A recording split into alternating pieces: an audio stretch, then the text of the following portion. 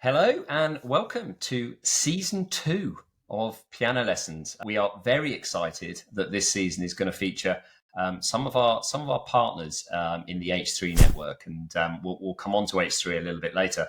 But we'd love to introduce Gidon Ross. Pleasure to have you join us. Hi, Phil. What we wanted to say is sort of we're incredibly honoured to firstly have you on our first episode of season 2. Harris Trotter, are a firm we have admired from afar, and then as we've got to know you, sort of admired from a closer distance, and the manner in which you've conducted yourself, within this ecosystem goes without saying. But would love to start with just hearing a little bit more about you guys, and obviously about yourself as well. Yeah, no, it's a pleasure to be invited onto the podcast at the start of your season 2 of it. I suppose just a bit of background about me. I'm one of the partners at Harris Trotter on the digital assets side of the practice. Been with the firm for around 2.5 years now, and been partner here for coming up to 2 years. My background is trained and qualified at PwC, stuck around there for a couple of years post-qualification and wanted a change. In terms of H&T, we are probably one of the I think leading professional service providers on the audit, accounting, and bookkeeping within the digital asset space. Our clients include the likes of Wintermute Trading, The Sandbox, Mercurio, P2P Staking, Bitfury, and so on.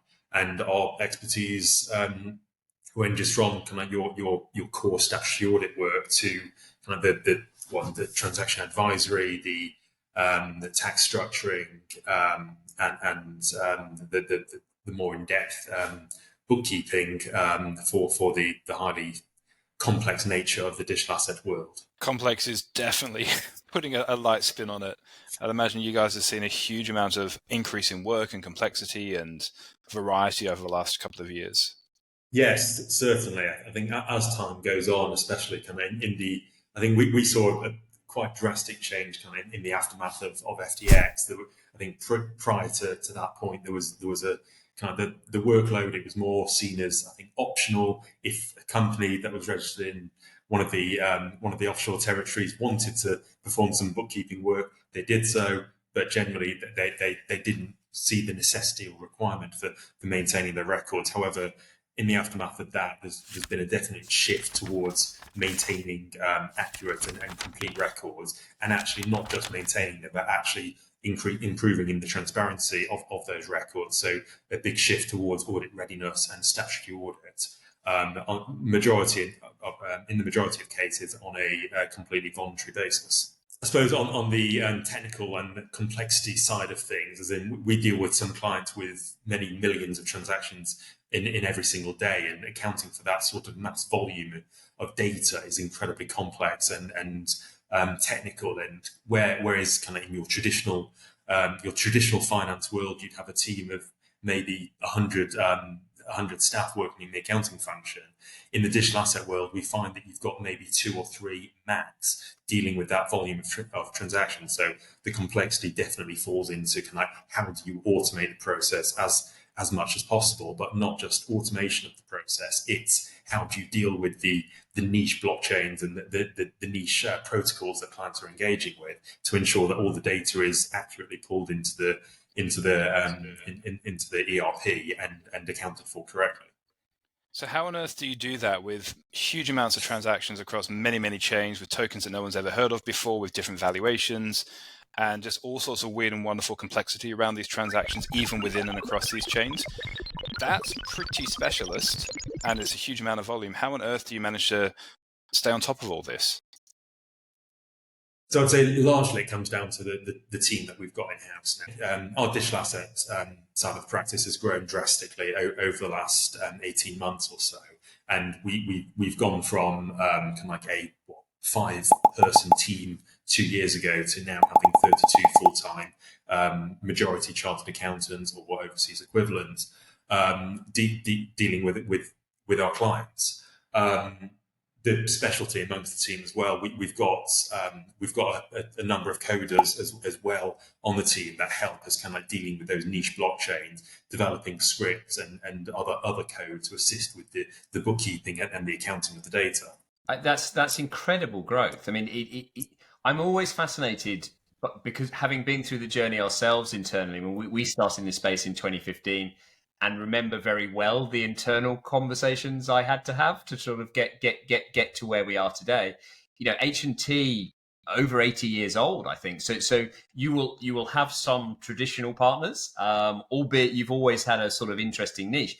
How did you find when you came in sort of 2.5 years ago? And with a much smaller practice, how did you find the sort of the internal acceptance of what you wanted to do and the risk profile? And how did those internal conversations go? I'm always interested to know what the process was that you went through. I'd say it's not just kind of a historic process that we've gone through, kind of first taking on the early stage digital asset clients. It's also it's an ongoing process that I think as time goes on, the exposure of the clients that we end up engaging with grows significantly. So we've got conversations ongoing at the moment with your kind of the equivalent of your kind of top FTSE 100 type companies or top Nasdaq type companies. And I think the traditional partners do see it as incredibly high risk, not just on the I suppose the risk of the opinion that we're issuing, but also on the public exposure, as we've seen with other auditing firms. It's not just specifically what they're signing off on.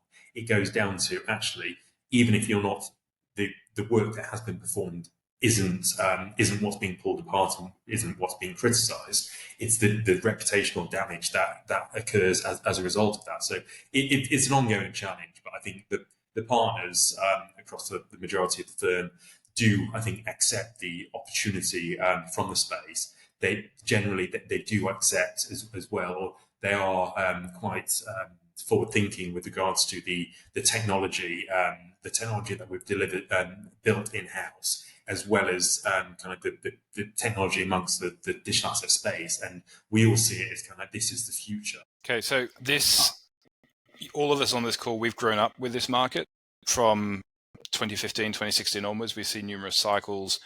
We're kind of the OGs without being too boastful. I think that's an accurate description. How is it now with the junior talent coming through? How are you finding them? What are you looking for? And what are you finding in terms of their appetite and their development and their enthusiasm for this space and really being a part of it? So I think what we're looking for in terms of kind of our junior talent that comes in is we're majority of the time we're looking for people with the either with the in-depth technical audit and accounting knowledge, ideally kind of ex Big Four trained. So the majority of our team has come through either the Big Four or BDO within the UK or overseas. And it's incredible, and we're always surprised with the talent that we're able to attract to the firm. But then in terms of also on the graduate side, we are attracting some incredible graduates from a variety of universities.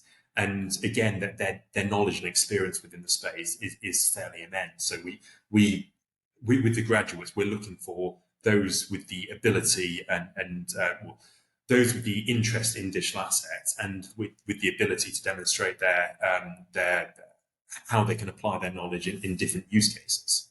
That makes a lot of sense, and I think we find, certainly Mark and I have found more and more that people are asking about this space. So at a certain more junior level, actually, it's a real weakness not to be able to offer something in this space, because there is a real interest and understanding and desire to see this as part of the sort of learning that the more junior end of the market want to do that. It's fantastic that you're building out this hub, this sort of learning center to allow people to do that. Where do you hope to take it? You've obviously got an incredibly impressive offering already, but what's the grand master plan in your head anyway? How far do you want to take this? Our plan is essentially carry on growing the client base, carry on growing the team. We don't want to just stop at where we are now. We've got the traction, we've got the ability to recruit top quality candidates and top quality individuals. And our plan is to continue growing and try to capitalise on as much of the market as possible. I think we are somewhat uniquely positioned in the market whereby we don't have. So a lot of the larger firms, so top 10 and Big Four specifically, they're part of the international network and therefore require the global leadership sign-off in order to accept new client engagements. However, we are a medium-sized firm in the UK based in London, and our leadership team is comparatively very small, and therefore we don't need the same level of sign-off. However, saying that, we are a member of the BKL International Network, and therefore we do have the ability to deliver on a completely global service. So if you need a statutory audit delivering in Singapore, for example, we've got a member firm within Singapore that can deliver on that, utilising the expertise of my team based in London. So if you look at what's happened post-FTX, we've seen certain service providers move away from the market where they previously were and didn't always leave the clients in the best position. We've seen service providers really lean into this, and that's what I'm really excited by. We've had an incredibly busy start to the year. There's been a huge amount of buzz and also a lot more maturity, I think, in terms of business processes and thinking and growth and expansion on the client and project side. Is it more important now than ever, do you think, to have the right service providers, or can we still kind of swing by through the skin of our teeth, maybe have a couple of lawyers here and there, maybe a couple of accountants, and kind of get them off the ground and then just run things on the CTO, mixing my metaphors up, run things on a sort of fly-by-night basis and just kind of hope it all works out? Or do we really need to kind of look now at proper advisors, a proper team, and long-term growth and stability for this to all work? Yeah, no, I think certainly on the service provider point, I think we've been through the period of kind of like high growth and low quality, and we've seen the outcome of that. We've seen the number of kind of large companies within the space failing for a variety of reasons, and that largely falls down to poor internal controls, poor advice that they've taken, which has resulted in the lack of transparency, the lack of reporting, and the lack of formalisation of the ongoing operations of the entity. Therefore, we see it as critical to make sure that any company engaging in the space has got the right accountants and auditors on board, because there's no point going to a small shop that will happily sign off on the figures blind. You need that niche understanding of the technology of the transactions that are going through to accurately represent what the company is sitting, what has gone through the P&L during the year, and the same goes down to lawyers as well, because what we see is around the world the regulatory environment is only going in one direction, and therefore, again, taking on poor advice, you're going to be opening up yourselves to issues. So we see it as critical for the future success of the industry. And sort of finally, with all clients in this space being seemingly some form of digital nomad, or certainly having teams that are very well spread sort of geographically, in terms of people watching this and saying they'd love to speak to you, who are you ideally looking for? Who would you love to get in contact? Who can you help? Where would they be based? What's the ideal project? How do you see it in terms of your target market? So our target market is, ideally, we are looking for the larger entities within the space. However, that doesn't mean just because you're a startup, well-backed startup, that we can't assist you as well. So if you are an early day startup, you've received the seed funding, or you've had the commitments from your investors, we can assist you with the structuring of the entity, ensure that you are connected to the right providers, so I suppose within the H3 network, to ensure that you've got the best groundwork to go forwards. So, I mean, thank you ever so much for giving up. I know how incredibly busy you are at the moment, so thank you for giving up your time. Lovely to speak to you. Really excited about the year ahead, actually. I think both Mark and I are pretty bullish on what 2024 has in store for it. It'll have bumps in the road, as we always expect, but look forward to sort of navigating those with you. Great to see you. Great to see you as well, Mark.